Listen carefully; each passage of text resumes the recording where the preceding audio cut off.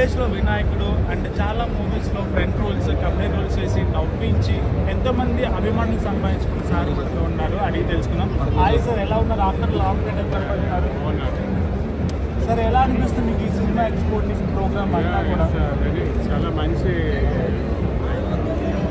Expo అంటే ఎందుకంటే youngsters అందరికీ ఇక్కడ చూస్తుంటే బిలో 30 years ఏజ్ వాళ్ళు ఒక 70 to 80% ఉన్నారు. It's a good sign for the industry.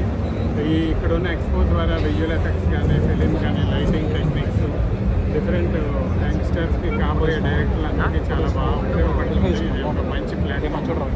డెఫినెట్గా ఇండస్ట్రీకి కూడా మంచి పెడదాం అనుకుంటున్నాను. డైరెక్టర్స్ రావాలనుకుంటే యంగ్స్టర్స్కి టెక్నిక్స్ నేర్చుకుని మన ఫిలిం కూడా ఒక నెక్స్ట్ లెవెల్ వెళ్ళడానికి ఒక మంచి నాందిగా ఉంటుంది. అంటే మీరు మూవీస్ చేస్తున్నప్పటికీ ఇప్పటికీ చాలా టెక్నికల్స్ చాలా పరంగా చేంజెస్ వచ్చాయి. అంటే చాలా విజువల్స్ కూడా మారిపోయాయి. మీ టైంకి ఇప్పటికి ఏదైనా డిఫరెన్స్ నోటీస్ చేసి యూస్ఫుల్గా ఉందంటే ఏం చెప్తారు? మాయాబజార్ అప్పుడే ఎందుకంటే గొప్ప స్పెషల్ ఎఫెక్ట్స్ తెలుగు ఇండస్ట్రీలో చూసారు. గోల్డెన్ ఎరాలో ఇప్పుడు కూడా అలాంటి అంత స్పెషల్ ఎఫెక్ట్స్ చేశారు. స్పెషల్ ఎఫెక్ట్స్ అవన్నీ మార్చారు. డెఫినెట్గా కంటెంట్ ఉండి మంచి నాలెడ్జ్ గెయిన్ చేయడానికి యూత్కి యంగ్స్టర్స్కి అంటే ఇదే కాకుండా స్క్రీన్ రైటింగ్లో వర్క్షాప్ జరుగుతున్నాయి.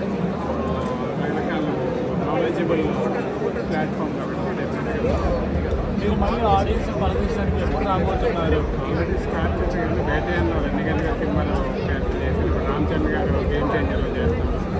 7-8 ఫిలిమ్స్ కమిట్ అయ్యాను. త్వరలోనే మళ్ళీ కొత్త కృష్ణుడిగా వస్తుంది. అంటే సార్, ప్రీవియస్ ఉన్న కామెడీని ఎక్స్పెక్ట్ చేయొచ్చా మీ నుంచి? అంటే సీరియస్ రోల్స్ ఏమైనా ఎక్స్పెక్ట్ చేయొచ్చా? లేదండి, లైక్ కామెడీ అండ్ సీరియస్ కానీ ఆర్టిస్ట్ కానీ ప్రూవ్ చేసుకోవాలి. మంచి క్యారెక్టర్ చేయాలని ఆర్టిస్ట్ అనే వాళ్ళు ఏదైనా చేయాలి కాబట్టి ఏ క్యారెక్టర్ ఉన్నా చేసే విధంగా కొత్త డైరెక్టర్స్ వస్తున్నారో వాళ్ళతో ట్రావెల్ చేయాలని. అండ్ సార్, జనరల్గా ఇప్పుడు మనం హీరోయిన్స్కి 0 సైజ్ అలా ఇలా చెప్పేసి చాలా వరకు బాడీ షేపింగ్స్ వస్తాయి.